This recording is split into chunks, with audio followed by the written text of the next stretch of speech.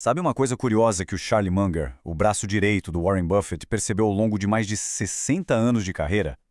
Ele viu um monte de gente super inteligente, com salários altíssimos, médicos, advogados, executivos, chegar no fim da vida sem quase nada. E a diferença, segundo ele, não estava na inteligência não. Estava em algumas decisões bem específicas sobre onde colocar o dinheiro. Então hoje a gente vai analisar os 7 investimentos que, na visão do Munger, simplesmente destrói mais riqueza do que qualquer crise de mercado. E é essa observação dele que dá o pontapé inicial para a nossa conversa. O Munger viu, com os próprios olhos, o dinheiro trocando de mãos e percebeu que existia um padrão. Um padrão nos bolsos que sempre acabavam vazios. E sabe o que é pior? A maioria dessas pessoas não estava sendo irresponsável, muito pelo contrário. Elas estavam seguindo à risca o que todo mundo falava que era o certo a se fazer. Então, a grande questão aqui não é sobre falta de inteligência ou de esforço no trabalho. É sobre como a gente acaba caindo em armadilhas financeiras que se parecem muito com escolhas seguras e responsáveis. Elas parecem inofensivas, sabe? Mas por baixo dos panos, a matemática por trás delas é implacável e vai corroendo o patrimônio em silêncio. Ok, vamos mergulhar nisso. O nosso roteiro aqui é o seguinte. Primeiro, a gente vai entender esse tal de paradoxo da riqueza. Depois, vamos direto para as 7 armadilhas, uma por uma, que eu separei em grupos para ficar mais fácil de entender. E claro, no final, a parte mais importante, a regra de ouro do Munger, a solução simples e elegante para tudo isso. E o paradoxo é exatamente este. A riqueza não some naqueles investimentos super ousados e arriscados, não. Ela desaparece naqueles que são vendidos como a base da segurança financeira. O Munger simplesmente passou longe dessas 7 categorias, não porque ele era um gênio, mas porque ele parou para fazer a conta e entendeu a matemática por trás delas.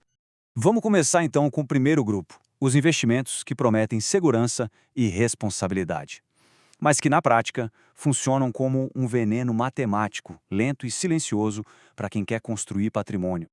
Ah, o discurso de venda é uma maravilha, né? Por que não comprar um seguro que também funciona como investimento que cresce livre de impostos? O Munger chama isso de um dos piores produtos já criados. E a razão é simples: comissões gigantescas e taxas escondidas. Nos primeiros anos, quase todo o dinheiro pago vai para o bolso do vendedor, não para o tal investimento. Agora olha só que impressionante essa matemática. Um amigo do Munger pagou 150 mil euros nesse tipo de seguro ao longo de 30 anos e no final tinha 168 mil. Se ele tivesse feito um seguro temporário, que é bem mais barato, e investido a diferença, ele teria acumulado 870 mil euros. Essa diferença de mais de 700 mil euros é o que a gente chama de custo de oportunidade. Pensa bem, a escolha segura custou a essa pessoa a chance de ser milionária. É por isso que entender a conta é tão, mas tão importante. A segunda armadilha vem naquele pacote bonito do sonho de construir patrimônio com tijolos. E aqui a gente não está falando da casa onde se mora, mas de comprar imóveis para alugar ou para vender depois. A promessa de usar o dinheiro do banco e ver o imóvel valorizar parece ótima, mas ela, convenientemente, deixa de lado um monte de custos escondidos que, no fim do dia, comem todo o retorno. E aqui a gente vê o problema preto no branco. Na hora de comprar um imóvel, já se perde uns 3 a 5% só em custos. Na hora de vender, mais 6% de comissão. E aí, bota na conta os impostos todo ano, a manutenção, o risco de não conseguir vender rápido. Agora, compara isso com comprar ações. Custo quase zero. Vende no mesmo dia se precisar. No final das contas, a matemática não mente. No longo prazo, o dinheiro de verdade está em ser dono de negócios que produzem, não de tijolo e cimento. O ouro, sempre visto como aquele porto seguro, a proteção contra o fim do mundo. Mas para o Munger, isso é puramente especulação. Pensa bem, o ouro não produz nada, não gera um centavo de caixa, não cria valor nenhum. Ele só fica lá, guardado, esperando que alguém no futuro pague mais caro por ele.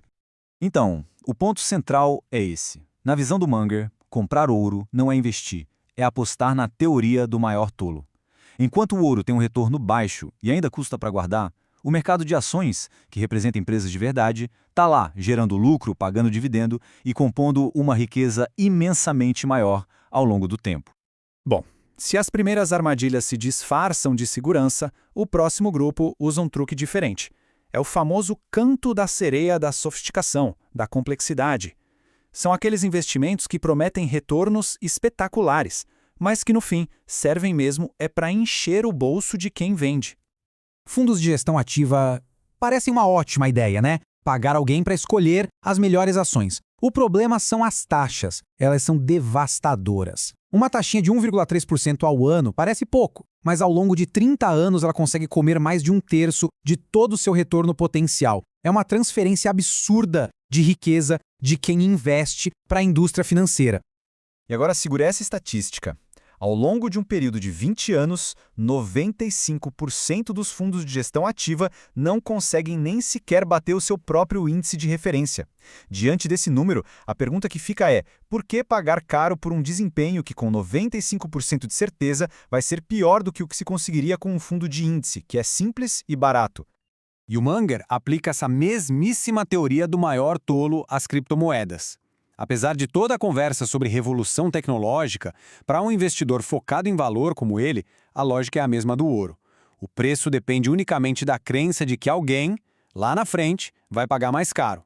Não serve como moeda, porque o preço sobe e desce demais, não serve como reserva de valor, pelo mesmo motivo, e não é um ativo produtivo, porque não gera caixa. Chegamos às duas últimas armadilhas, e elas são muito perigosas porque agem de forma silenciosa, invisível. Elas vão corroendo o poder de compra ano após ano e muitas vezes vêm com a fantasia de segurança.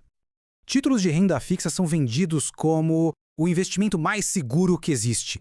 Só que a matemática mostra o contrário. Como a gente vê aqui na tabela, um rendimento de 4% no papel, depois que a gente tira a inflação e os impostos, vira um retorno real negativo. Ou seja, na prática, é um jeito garantido de perder poder de compra, de forma lenta e previsível. E a última armadilha é tratada como se fosse só uma escolha de estilo de vida, comprar carro novo. Um carro de 48 mil euros não é só um gasto de 48 mil, é o custo de oportunidade desse dinheiro. Se esse valor fosse investido ao longo de 30 anos, poderia virar mais de 800 mil euros. É dinheiro suficiente para literalmente comprar a liberdade financeira. A escolha é essa: um carro novo na garagem ou a opção de nunca mais precisar trabalhar. E isso leva a gente direto para a filosofia central do Munger.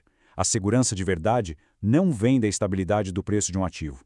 Ela vem de ser dono de um pedaço de negócios que geram lucro, que inovam e que crescem mais rápido que a inflação. É aí que está o segredo.